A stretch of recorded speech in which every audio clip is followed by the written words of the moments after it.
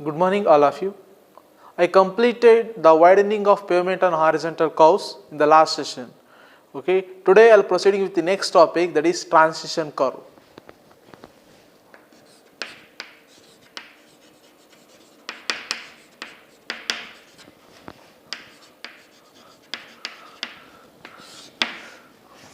Okay. It is one of the horizontal curve. Okay. The curve which transit the movement of vehicle from straight path to the circular path, that is the transition curve. The curve which transit the movement of vehicle from straight path to the circular path, that is transition curve. What do you mean by transit? It is change. The curve which changes the movement of vehicle from straight path to the circular path, that is a transition curve. Is it clear? Okay.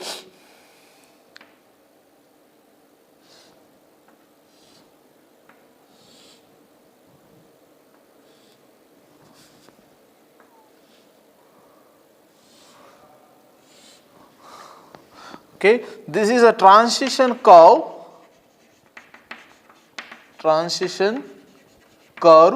in horizontal alignment. Transition curve in horizontal alignment. Okay, this is okay. Let's say A, B, C, D, E, F. Okay, AB is the straight path, it is a straight.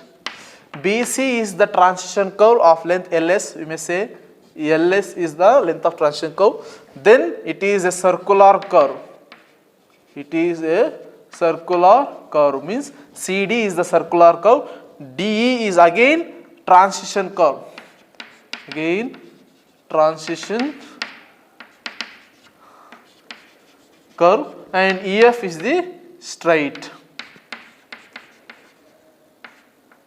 EF is the straight, means straight followed by transition curve followed by circular, then transition and straight. Means the transition curve will be introduced between the straight path and circular path. The transition curve will be introduced between the straight path and circular path, means the curve which transit the movement of vehicle from straight path to the circular path, that is a transition curve.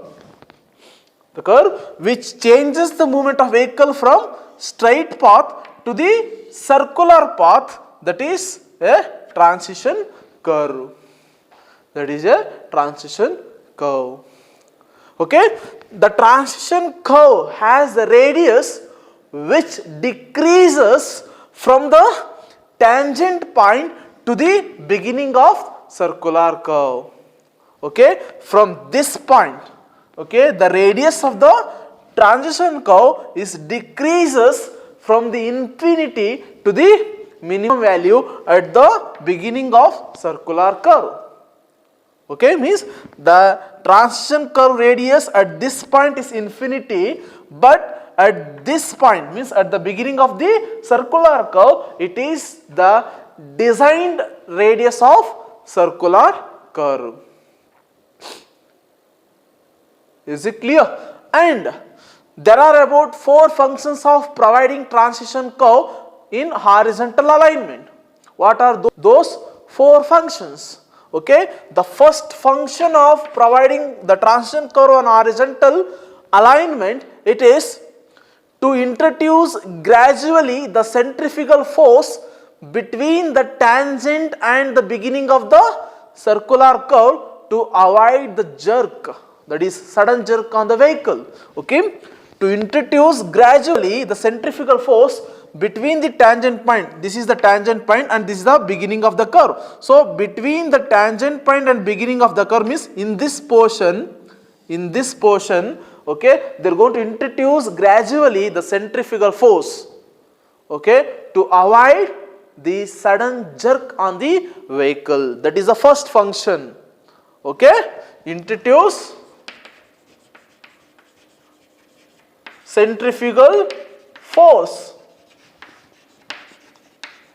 To introduce centrifugal force gradually between the tangent point and the beginning of the circular curve. The second one it is to enable the driver to turn steering gradually for his own comfort and safety.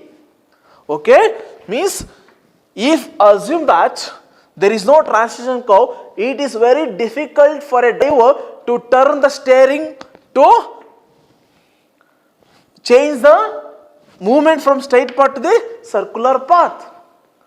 Okay, it is not safe and comfort for a driver. Okay, but because of this transition curve, the driver can turn steering gradually, okay, for his own comfort and safety.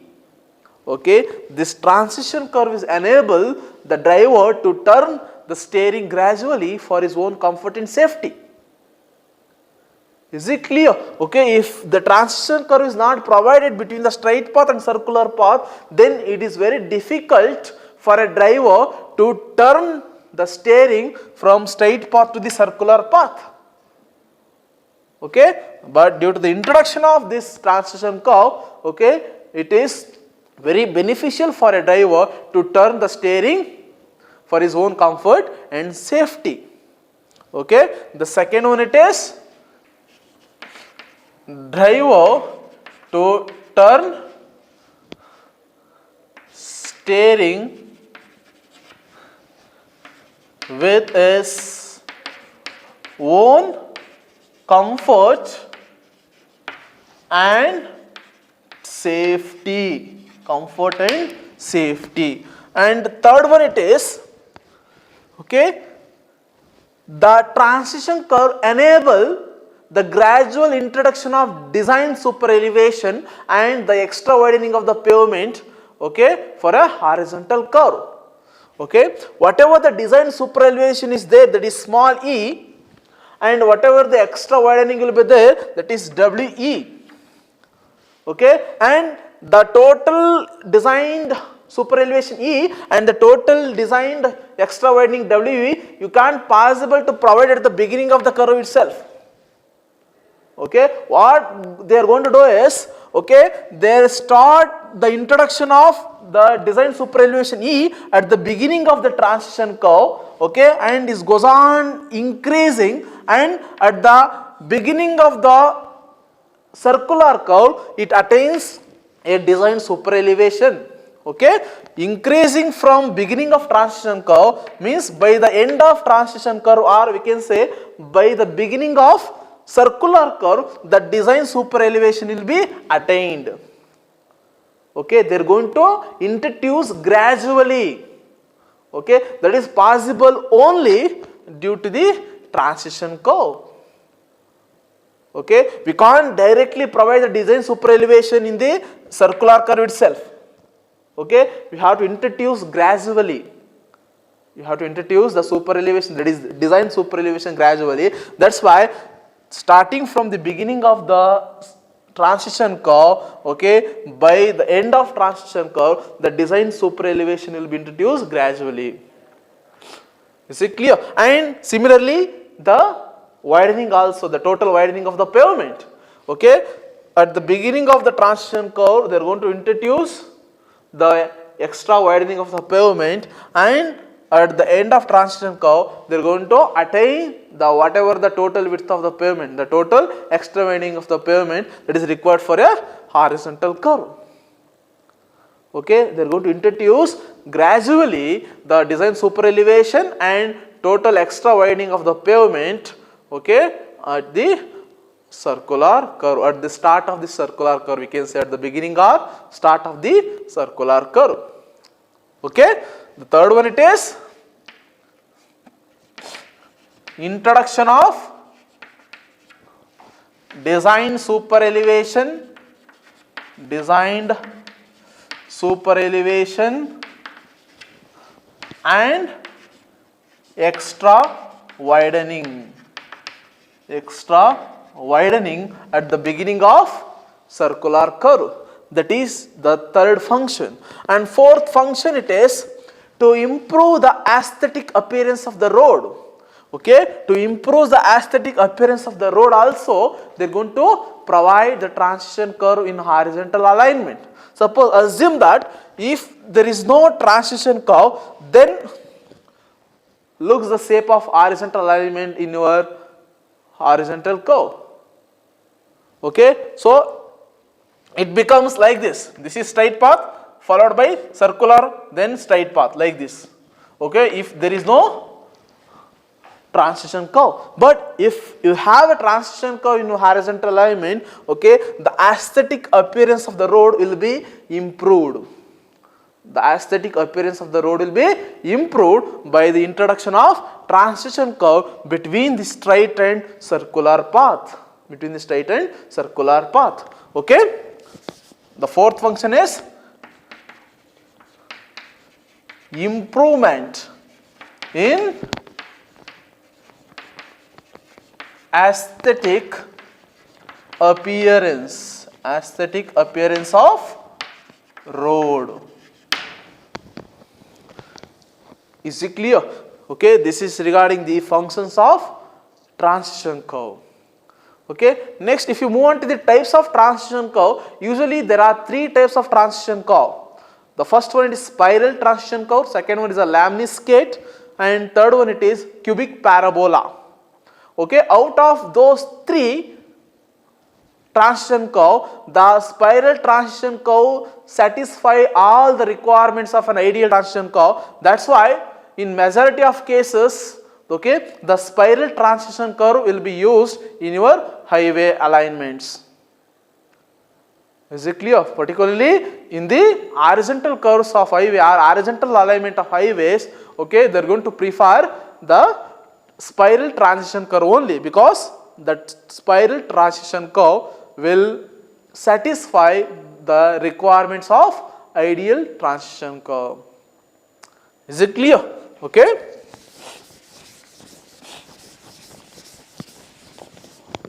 Types of transition curve. If you move on to types of transition curve, okay, there are three types. One is spiral, second one it is lemniscate, third one it is cubic parabola. Okay, out of these three, the spiral transition curve will be adopted in horizontal alignment of highways, because this spiral transition curve will satisfy all the requirements of ideal transition curve. Is it clear? Okay, this is regarding the introduction of transition curve. Okay, next I'll move on to the calculation of length of transition curve. Okay, calculation of length of transition curve. Calculation of length of transition curve. The transition curve is designed to fulfill three conditions. Okay, the first it is rate of change of centrifugal acceleration. Rate of change of centrifugal acceleration C. And second one it is rate of introduction of superelevation. Rate of introduction of superelevation. And third one it is minimum length by IRC, that is Indian Roads Congress empirical formula. IRC empirical formula. Okay, the transition curve is designed to fulfill these three conditions. The first one is rate of change of centrifugal acceleration, the rate of introduction of superelevation, then minimum length of IRC empirical formula. Minimum length by IRC empirical formula. Okay, if we consider the first one, the rate of change of centrifugal acceleration, okay, based on the rate of change of centrifugal acceleration, okay, the length of transition curve LS is equal to VQ by CR.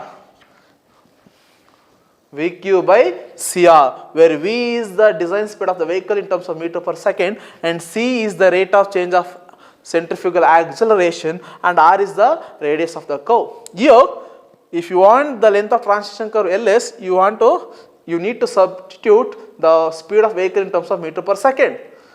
This also can be written as 0.0215 VQ by CR. VQ by CR. Okay. In this equation, you may substitute the value of design speed of vehicle V directly in kilometer per hour. Is it clear? But C is equal to 80 divided by 75 plus V meter per second cube. C is the rate of change of centrifugal acceleration. Okay, that can be calculated by the equation 80 divided by 75 plus V. This is given by the Indian Roads Congress. Okay, and the minimum value of C is 0.5 and maximum value of C it is about 0.8, means the C should be between 0.5 to 0.8. The value of C should be 0.5 to 0.8. Okay, if you know the value of C and if you know the design speed of the vehicle in terms of kilometer per hour and if you know the radius of the curve, then we can easily calculate the length of transition curve for the first case, that is rate of change of centrifugal acceleration. Okay, this is regarding the first case. If you consider the second case, that is rate of introduction of super elevation. Okay, as per the rate of introduction of super elevation, your length of transition curve LS is equal to, it is E multiplied by N. E multiplied by N, and or we can say LS is equal to E by 2 multiplied by N. The question is, when they are going to use E multiplication of N or when they are going to use E by 2 multiplied by N? It's very simple. Okay, when they are going to raise the outer edge of the pavement with respect to center line, then they are going to use E by 2 N. But when they are going to raise the outer edge of the pavement with respect to inner edge, then they are going to use E multiplication of N. Then what is E and what is N? Where E is the total raise of the outer edge of the pavement. Okay, then N is the rate of introduction of super elevation. Where N is the rate of introduction of super elevation. Okay, usually the rate of introduction of super elevation, okay, for plain and rolling terrain in the open areas it's about 1 in 150. 1 in 150. Then N values becomes 150. But in built up areas, okay, this will be about 1 in 100. In built up areas it's about 1 in 100. And for hill roads it is 1 in 60. For the plain and rolling terrain in the open areas, okay, the rate of introduction of super elevation is equal to 1 in 150. Okay, and for plain and rolling terrain in built up areas, okay, it's about 1 in 100.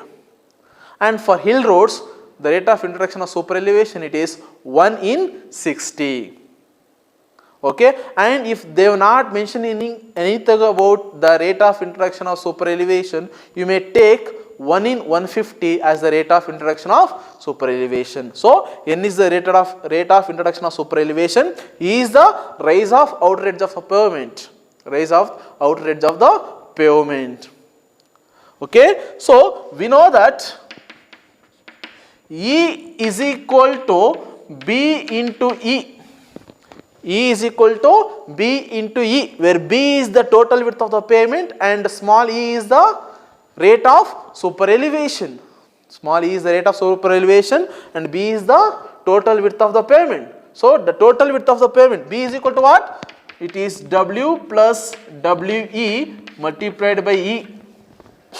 E is equal to W plus WE multiplied by E, means the total width of the pavement is the sum of normal width of the pavement and the extra width of the pavement. Okay, if you want the total width of the pavement B, then you have to sum it up the normal width of the pavement to the extra widening of the pavement, then only we get the total width of the pavement. For the total width of the pavement, if you multiply the rate of super elevation, then you get the rise of the outer edge. Okay, rise of the outer edge of the pavement.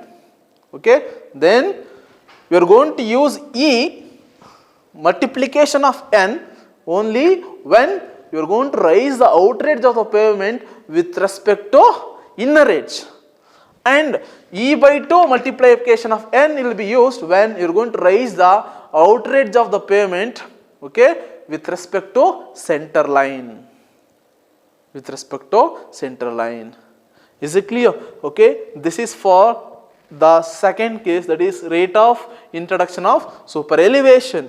Okay, and for the third one, that is the minimum length by IRC empirical formula. Okay, in this we have two equation. Okay, first one it is for plane and rolling terrain.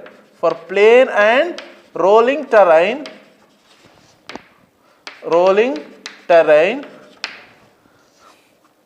LS is equal to 2.7 V square by 2R.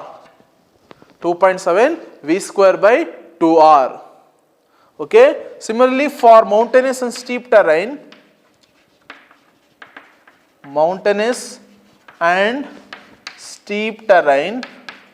for mountainous and steep terrain, LS is equal to V square by 2R. V square by 2R. Okay. For plane and rolling terrain is 2.7 V square by 2R, and for mountainous and steep terrain is V square by 2R. Okay.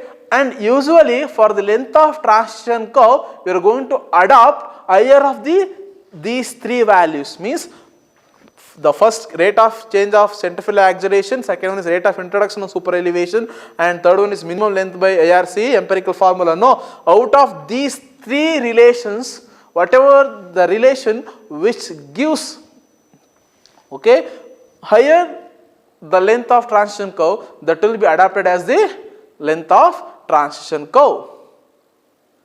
Is it clear? And for setting out of the transition curve, you may have one element that is called shift.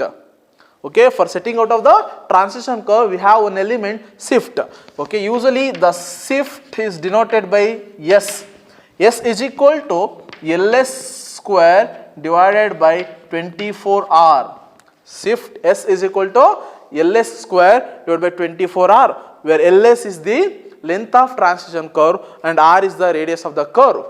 Okay, means after calculating the length of transition curve, okay, then you should find the shift of transition curve for the setting out of transition curve. Okay, the shift S is equal to LS square divided by 24R. Is it clear? Okay, this is regarding the calculation of length of transition curve. Is it clear? Okay, I'll move on to the numericals on transition curve. Okay. Okay, the first problem it is calculate number A length of transition curve, and number B it is shift of the transition curve using the following data. Design speed 65 km per hour, radius of curve 220 meter, pavement width including extra widening 7.5 meter, then the allowable rate of introduction of super elevation when the pavement is raised with respect to center line. Keep it in mind that they have given the allowable rate of introduction of super elevation when the pavement is raised with respect to center line. Okay, that is equal to 1 in 150. Okay, it's very simple. First write on the given data. What they given?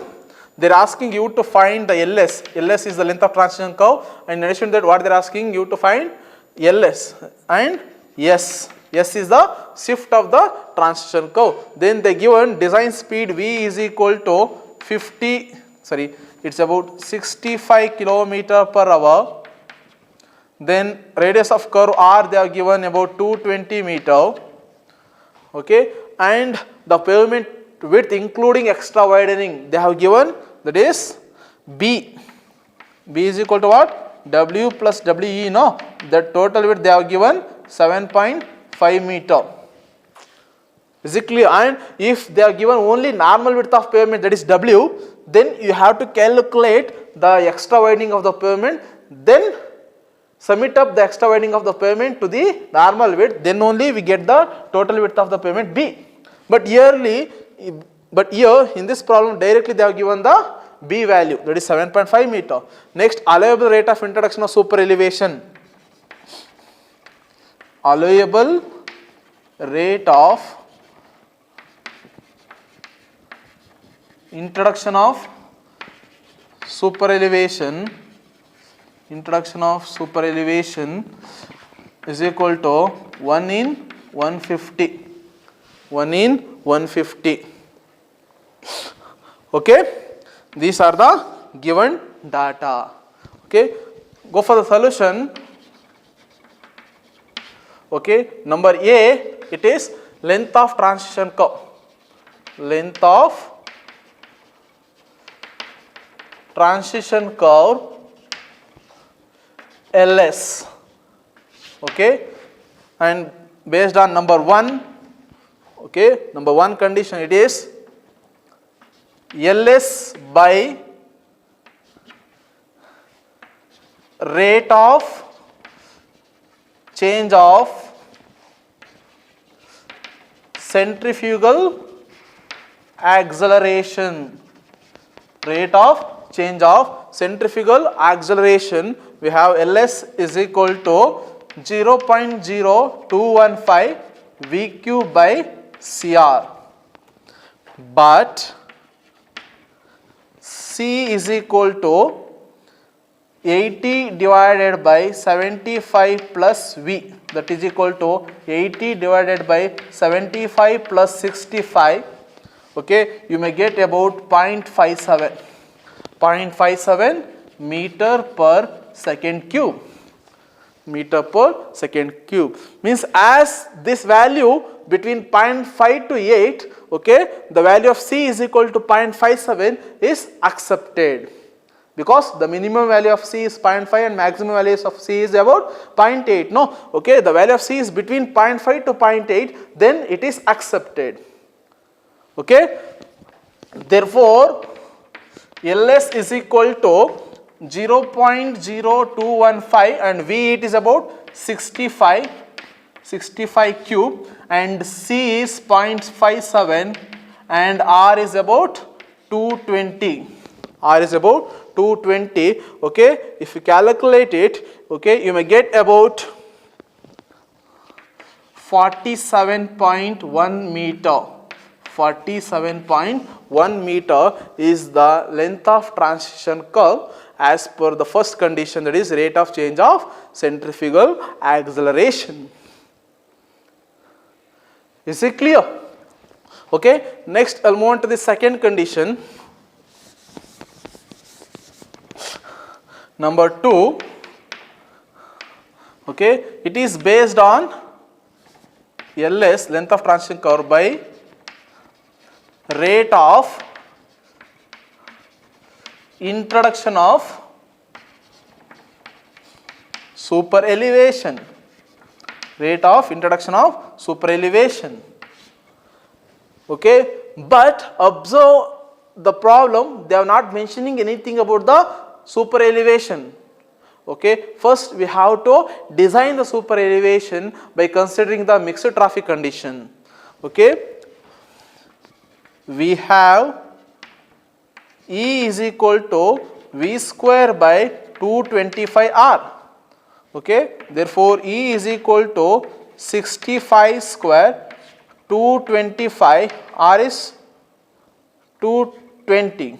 Okay, then you may get about 0.085, and we know that for the plain and rolling terrain the maximum permissible super elevation is about 7%, that is 0.07. as this value exceeds the maximum allowable rate of 0.07, then you have to limit the super elevation to 0.07. Okay, as this value exceeds maximum permissible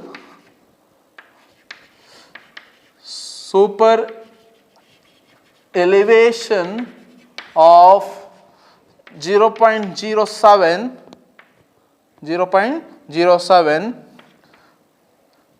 then limit E is equal to 0.07. Then limit E is equal to 0.07. Once you limit E is equal to 0.07, we have to check for friction. Okay, whether this E about 7%, it is safe for the design speed of 65 km per hour. Okay, that is checked by coefficient of friction. Okay,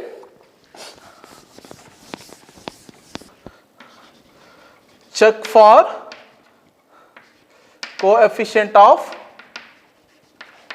friction F. Okay, we know the equation for super elevation, no, that is E plus F is equal to V square by 127 R. Okay, if you want F, it becomes V square by 127 R minus F. Okay, you can directly write that F is equal to V square by 127 R minus E. Therefore, F is equal to 65 square 127 220 minus 0.07 minus 0.07. Okay, you may get this is about 0.081. Okay, as this value of F, it is 0.081, no, is less than the maximum permissible value of 0.15, then the designed super elevation of E 0.07 is safe with the speed of 65 km per hour, because the F value is less than the maximum permissible value of 0.15. Then the designed super elevation E is 0.07, that is safe in 65 km per hour speed. 65 km per hour speed. Okay, as this value less than 0.15, the E is equal to 0.07 is safe at 65 km per hour. Is safe at 65 km per hour. Okay, and we know that length of transition curve by the rate of introduction of super elevation is Ls is equal to E by 2 multiplication of N. Why it is E by 2? The thing is that they have given in your problem the pavement is raised with respect to center line. But if they are not mentioning anything about the pavement raised with respect to center line, okay, then you have to consider the pavement is raised with respect to inner edge, then we have to use E multiplication of N. There is no E by 2. Since they are given pavement is raised with respect to center line, then you have to use E by 2 multiplication of N. But what about E? But E is equal to B into E. Then E by 2 is equal to B by 2 multiplication of E. B into E by 2. Okay, that is equal to B is 7.5 and they are given E is about 0.07. Okay, by 2 you may get about 0.26 meter. You may get about 0.26 meter. E by 2 is equal to B into E divided by 2. Okay, we get about 0.26 meter is the raise of the outer edge with respect to center line. Raise of the outer edge with respect to center line. Okay, therefore Ls is equal to E by 2 is what? 0.26 and n, rate of introduction of super elevation they have given 1 in 150, then n values becomes 150 now, then it is 150, okay, you may get about 39 meter. May get about 39 meter. Is it clear? Okay, this is as per the second condition, rate of introduction of super elevation. Okay, next, based on third condition, number 3, by IRC empirical formula, LS is equal to 2.7 V square by 2R. Okay, therefore LS is equal to 2.7 V 65 square by 2 into 220. Okay, you may get about 51.8 meter. 50.89 something, you may get 51.9 meter, say 52 meter, say 52 meter. And see here, from the first condition you may get the length of transition curve is about 47.1 meter, from the second condition you may get length of transition curve 39 meter, and from the third condition you may get the length of transition curve is about 51.9, this it's 52 meter. Then we have to adopt higher of the three values, that is 52 meter. Okay, adopt higher of three values, that is 51.9 meter, say 52 meter is the length of transition curve, is the length of transition curve. This 52 meter is the length of transition curve. Okay, and number B, what they are asking? The shift of the transition curve. Okay, the shift of the transition curve, the shift of the transition curve. Okay, S is equal to, we have the shift of the transition curve, S is equal to LS square divided by 24R. Okay, where LS is the length of transition curve, R is the radius of curve, no? Therefore, S is equal to 52 square divided by 24 into 220. Okay, you may get about 0.51 meter, you may get about 0.51 meter. Okay, this is regarding the shift of the transition curve. Okay, in this problem they are asking you to find the length of transition curve and shift of the transition curve, no? Okay, you may get the length of transition curve is about 52 meter, that is LS is equal to 52 meter, and the shift of the transition curve S is equal to 0.51 meter. Okay, all of understood, no? Okay, this is regarding the calculation of length of transition curve. Okay.